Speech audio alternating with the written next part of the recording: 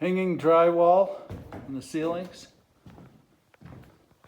Notice you got to secure the wheels. Use that. And then you brace that. When you get to the light, measure the center, make a small hole, and then use this thing.